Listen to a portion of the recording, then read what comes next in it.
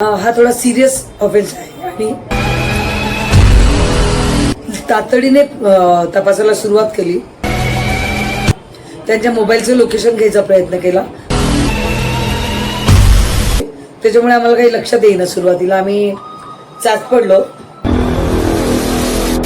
आणि सांगितलं की 1 लाख रुपयाची मागणी आहे किडनॅपर्सची आणि ते 1 लाख रुपयाची पूर्तता केल्याशिवाय मला सोडणार नाही. आमचा प्रयत्न होता की त्यांनी पैसे देऊ नये आणि त्याच्या अगोदर आम्ही त्यांना पकडू. सही सलामत किंवा सुखरूप मिळमध्ये त्यांना आम्ही सोडवू शकू याचा कॉन्फिडन्स आम्हाला अगोदर नसला तरी पण आमचे प्रयत्न सुरू होते. किशोर नंतर 40गाव घाट अशा ठिकाणी ते सतत फिरत राहिले. त्याच्यामुळे त्यांचं लोकेशन नक्की आम्हाला ते कुठे असतील याच्याबाबत आणि आमच्या लक्षात आलं की हे प्रोफेशनल किडनॅपर असावेत. मिळाले आरोपींबरोबर 4 आरोपी मिळाले आम्हाला.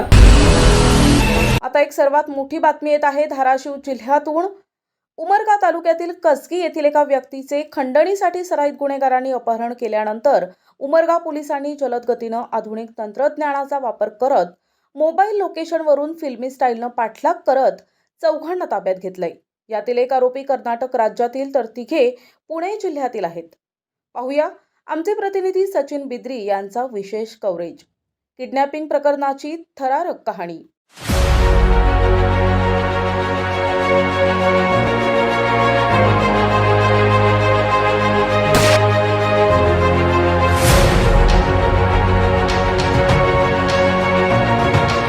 महाराष्ट्र कर्नाटक सीमेलगत असलेल्या उमरगा तालुक्यातील कसगी येथील प्रकाश विश्वनाथ तेलंग वय वर्ष 45 हे 14 डिसेंबरला रात्री 9 वाजता गावाजवळ काही मीटर अंतर असलेल्या गुलबर्गा रोडलगत असलेल्या हॉटेल रविराज मध्ये गेल्यावर एका व्यक्तीनं प्रकाश अण्णा तुला पोलीस बोलावत आहेत असं सांगून जवळ थांबलेल्या एका कारमध्ये बसवून त्यास फिल्मी स्टाईलनं कारमधून पळवून नेलं होतं. याबाबत अपहरण झालेल्या व्यक्तीची पत्नी सविता प्रकाश तेलंग यांनी NTVशी बोलताना सांगितलंय. अपहरण झालेला जो प्रकार आहे याबद्दल तुम्हाला काय म्हणजे किती वाजता झालं काय? पावणे 9च्या दरम्यान घरामधून 8:30 वाजता बाहेर गेले. दररोजच जाते तसं गेले. मला शंका नव्हती असं होईल. कधीच असं झालेलं नाही. घरातून बाहेर गेल्यानंतर घरी परतले का काय नेमकं घडलं? परतलेच नाही. नंतर हनुमंत गुरव त्यांचा फोन आला. फोन आल्या आमच्या लहान मुलाला आला. असं पप्पाला उचललेत म्हणून फोन आलाय मम्मी. बरं हे अपहरण करताना तुम्हाला पैशाची वगैरे का मागणी केली? 11 वाजता मागणी आली. म्हणले की 1 लाख रुपये द्या. मी लगेच नाही आमचे मालकच बोलले 1 लाख. आमच्या मालकाच्या मोबाईलवरच बोलायला लावले त्यांनी. 1 लाख रुपये द्या. तुम्ही 1 लाख रुपये दिले पाठवून? नंतर सगळीकडनं इकडले तिकडले सगळं गोळा करून दिलं साहेब. घरातलं सोनं नाणं सगळं विकून थोडे. नंतर काय घडलं मग? पैसे दिल्यानंतर काय झालं? आणि त्यांना लालूच लागली. दरम्यान अपहरण करून अपहरणकर्त्यांनी पीडित कुटुंबाला फोन करून वारंवार पैशांची मागणी करत होते आणि पीडित कुटुंबीय घाबरून पोलिसांच्या परस्पर पैसे पाठवत राहिले. याबाबत पीडितेची मुलगी प्रतीक्षानं NTVशी बोलताना सांगितलंय. पप्पाला मी 2-3दा कॉल केले, उचललेच नाहीत. मग शेवटी माझे भाऊ ते मिळून गेले पोलीस स्टेशनला. इकडे तिकडे चेक केले, इकडे तिकडे नव्हते. त्याने घाबरलो, वाट भेटलो. मग सकाळी पाहुण्याला ते सांगितलं. रातभर 2 वाजता गाडी आली. चेक करता तपासता म्हणले. आम्हाला वाटलं इथं पोलीस स्टेशनमध्ये असतील. नाहीच म्हणले. नेमकं कोण नेलं आम्हाला माहिती. पैसे पाठवल्यानंतर काय झालं? म्हणजे एकदाच पैसे जात नाहीत म्हणून थोडे करून 1 लाख रुपये पाठवले. नंतर काय नेमकं घडलं होतं त्यावेळेस आणि घरामध्ये काय परिस्थिती निर्माण झाली त्यावेळेस होती? त्यांचे लईच भेटलेले होते ह्यांनी, म्हणजे एकदम आम्हाला पण कळालं नाही की कसं यायचं काय नाही. आम्ही दुसऱ्या गावामध्ये राहतात, आम्ही लांबून आलं तर सगळे लेडीज होते आणि लहान लहान मुलं सगळे. ह्यांना भीतीच्या दरेने त्यांनी त्यांचे पैसे पाठवत राहिले, त्यांचे फोन आले की त्यांनी पैसे पाठवत राहिले. ह्यांना वाटायचं की त्यांचं रडकं तोंड ह्यान त्यांना मारहाण होत असेल, ही होत असेल, म्हणून त्यांनी काय केले पैसे पाठवत राहिले. इकडे सरांचे पण काम चालू होतं, आम्ही नाही म्हणत नाही, सरांचे पण सहकार्य होतं आम्हाला. त्यांनी म्हणत होते पैसे पाठवू नका, पण आमच्या भीतीच्या मयाच्या पोटीनं आम्ही त्यांना पैसे पाठवत राहिलात. हा तरी पण त्यांची जास्त जितके पैसे पाठवले त्याच्याहून जास्त दुप्पट त्यांनी पैसे आम्हाला मागायला सुरुवात केली. लाख म्हणले त्याच्याला तर 50 20 टाका. जेव्हा आम्ही पैसे टाकायचे बंद केले, गावात सगळ्यांना त्यांनी फोन करू म्हणायचे की आम्हाला पैसे द्या, मला मारहाण होईल या. त्यांनी रडत रडत काय बोलत होते की आम्हाला म्हणायचे की एरवाडामध्ये टाकतात, आम्ही पोलीस आहेत, मला गांजाच्या ह्याच्यामध्ये पकडल्यात म्हणून अशी त्यांनी त्यांना धमकी द्यायला म्हणजे सांगायची. अपहरण करणारे पोलीस असल्याचं बतावत होते तुम्हाला? त्यांना म्हणजे भीती घालत होते. त्यांच्या तोंडातून सांगत होते की आम्हाला पोलिसांनी पकडले, पोलीस टॉर्चर करतात, त्यांनी आम्हाला एडवारच्या जेलमध्ये टाकतो म्हणाले. तर अशी मी स्वतःहून ऐकलेली, कारण की मी पण दुसऱ्या गावून आलेले आहे. ज्यावेळेस मी आले होते त्यांच्या तोंडातून ही ऐकलेली मी गोष्ट. बरं, आपल्या उमरगा पोलिसांनी ज्या पद्धतीनं काम केलं त्याबद्दल काय सांगितलं? त्यांचं खूप मनापासून आभार करते मी, आणि सगळ्या घरांच्या कुटुंबाचं त्यांनी एक रक्षणदार माणूस त्यांनी आमच्यापर्यंत आणून दिले, ह्यांच्याबद्दल आम्ही त्यांचे कोटी कोटी धन्यवाद करते. आज पूर्ण तुमचं गाव या ठिकाणी सत्कार करताना दिसून येत आहे. हो, सत्कार कशाबद्दल? त्यांनी आमचं माणूस परत आणले आणि त्यांनी असेच कार्यकर्ते त्यांचे पुढचे पण करत जावावे, आणि आम्हाला जसे नाही मिळून देत तसे दुसऱ्यांचे पण नाही मिळवून द्यावं त्यांनी, म्हणून आम्ही त्यांचे सत्कार केलेले आहेत. बघायचं पोलीस अधीक्षक संजय जाधव यांच्या सूचनेनुसार उपविभागीय पोलीस अधिकारी सदाशिव शेलार आणि उमरगा दबंग पोलीस निरीक्षक अश्विनी भोसले यांच्या मार्गदर्शनाखाली पोलीस उपनिरीक्षक गजानन पुंजरवाड, उपनिरीक्षक RS चाटे, पोलीस कर्मचारी बळीराम सोनटक्के आदी कर्मचाऱ्यांच्या पथकानं तातडीने तपास सुरू केला. आपल्या जिल्ह्यामध्ये पहिल्यांदाच एक अशी घटना घडते, विशेष करून आपल्या तालुक्यामध्ये किडनॅपिंगचा प्रकार घडतो. तसा गुन्हा दाखल होताच उमरगा पोलिसांकडून आपल्याकडून खूप चांगली कामगिरी या ठिकाणी दिसून येते.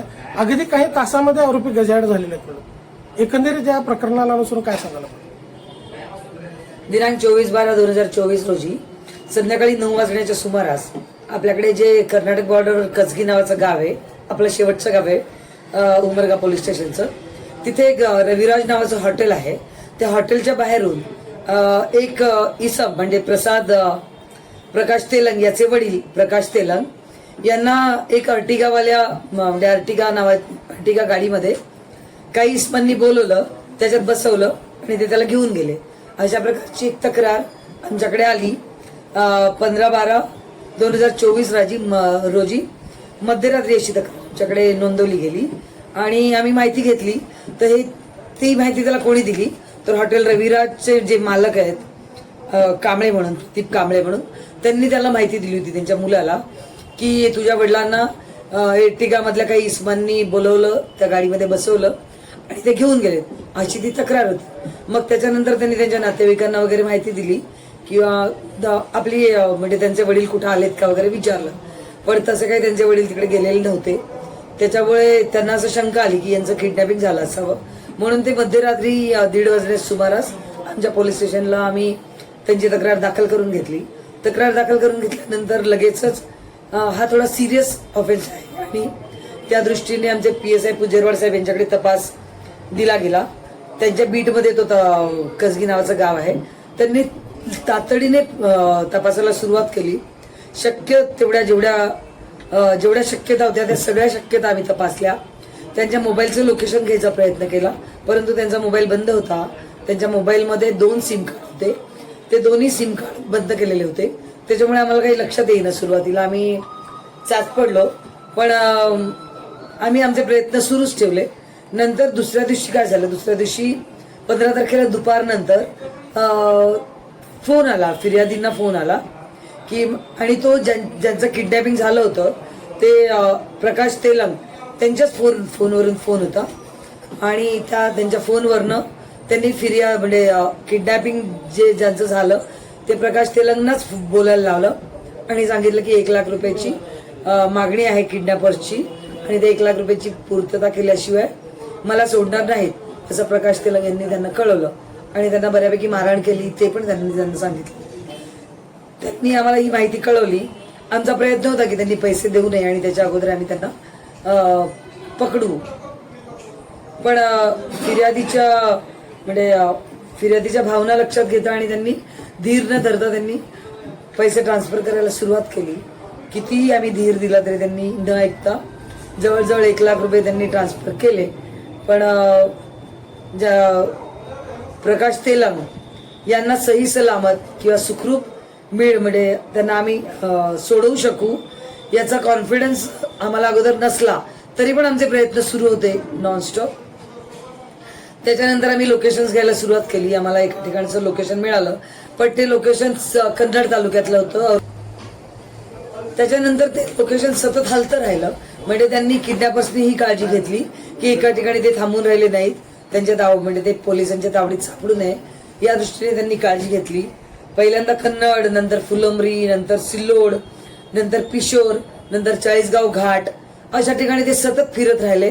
त्याच्यामुळे त्यांचं लोकेशन नक्की आम्हाला ते कुठे असतील याच्याबाबत साशंकता होती. पण मग आम्ही फार वेळ वाट न बघता आणि परफेक्ट लोकेशन मिळेल की नाही याची शाश्वती नसतानाही आमची पार्टी रवाना झाली. त्यात त्यांना रवाना केलं, ते रवाना झाले आणि त्यांनी तात्काळ अगोदर कन्नड गाठलं. आम्ही रनिंग लोकेशन घेत होतो, रनिंग लोकेशन त्यांचं पुढे पुढे जात होतो. ते सतत राऊंड मध्ये फिरत होते आणि त्यांचा नक्की पत्ता काही आम्हाला मिळून येत नव्हता. पण तशात एक दिवस गेला. त्या दिवसामध्ये पण त्यांनी वारंवार फोन करून 1 लाख रुपयाची मागणी पूर्ण झाल्यानंतर अजून 1 लाख रुपयाची त्यांनी मागणी केली किडनॅपर्सनी. आणि आमच्या लक्षात आलं की हे प्रोफेशनल किडनॅपर असावेत किंवा प्रोफेशनल गुन्हेगार असावेत. त्या दृष्टीने आम्ही आमचे प्रयत्न पुन्हा सुरू केले. चोपडा पोलीस स्टेशनची पण आम्ही मदत घेतली आणि 16 तारखेला जरवाड साहेबांना याच्यात यश मिळालं. अपहरणकर्त्यांचा शोध घेणं जेवढं अवघड तथा अशक्य होतं तितकंच सोपं बनलं आधुनिक तंत्रज्ञान आणि पोलीस निरीक्षक अश्विनी भोसले यांच्या जिद्द आणि चिकाटीमुळे. तिथं एक हॉटेल आहे महाराष्ट्र आणि मध्य प्रदेशच्या बॉर्डरवर. हॉटेलचं नाव आहे हॉटेल श्रीनाथ प्राईड. तर त्या थोडंसं कुणकुण लागली आम्हाला की तिथं ते असू शकतात. त्या भागात थांबण्यासारखं तेवढं एक हॉटेल होतं. त्या दृष्टीने मग प्रयत्न केले.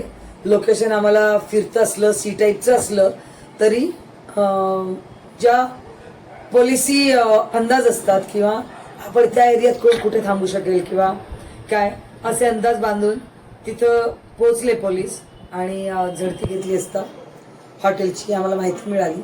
तिथेही चौकशी केली.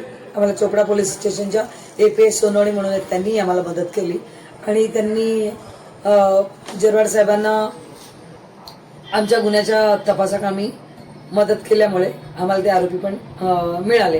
आरोपींबरोबर 4 आरोपी मिळाले आम्हाला.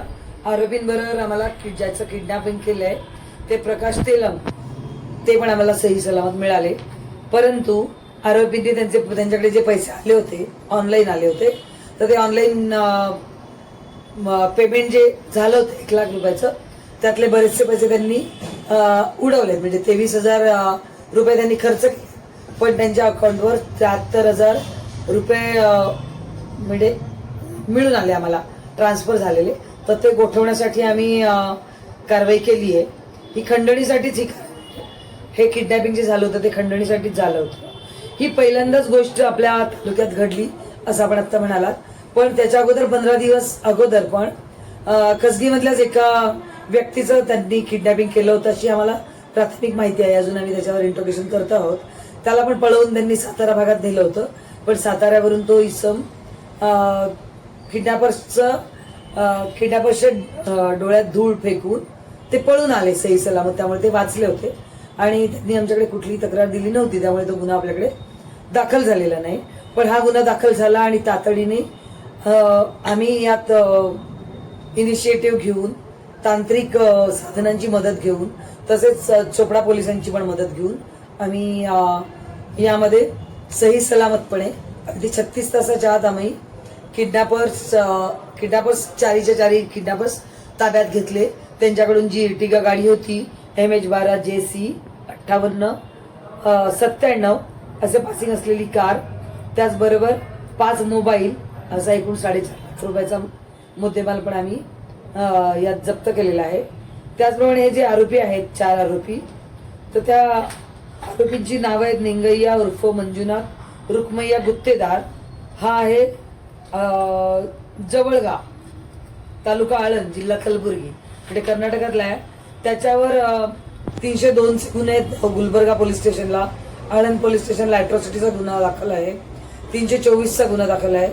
यातला आरोपी क्रमांक जो 2 आहे अजय प्रकाश निकाळजे, तो काकडे वस्ती, कोंडवा, तालुका हवेली, जिल्हा पुणे इथला आहे.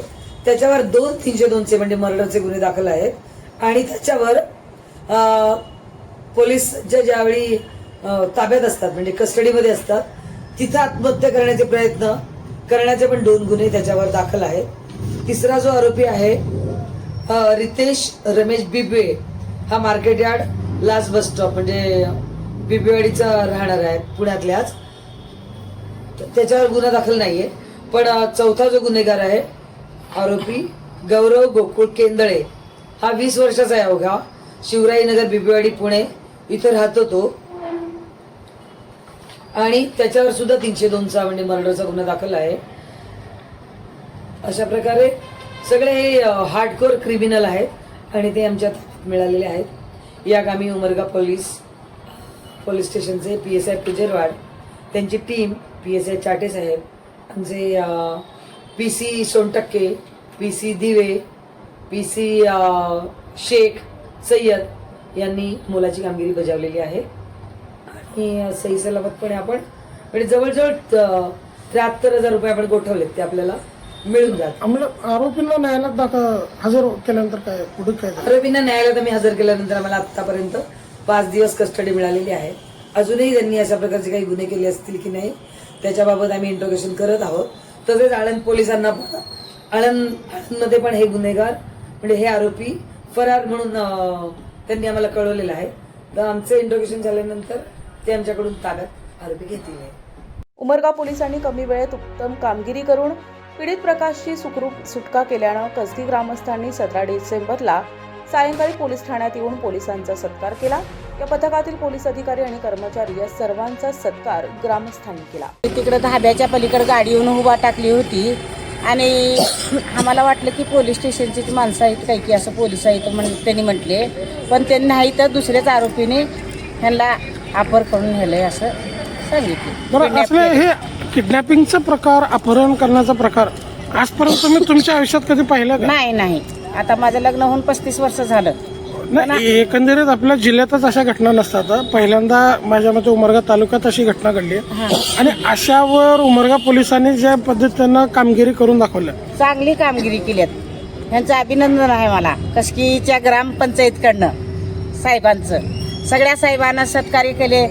सराईत गुन्हेगारांच्या तथा अपहरणकर्त्यांच्या तावडीतून पोलिसांच्या यशस्वी मोहिमेमुळे सुखरूप घरी परतल्यावर कसकी गावात रात्री जल्लोष साजरा करताना ग्रामस्थ दिसून आले. मुलगी प्रतीक्षा, आई आणि पत्नी सर्व कुटुंबीय यावेळी गहिवरून गेल्याचं दिसून आलं.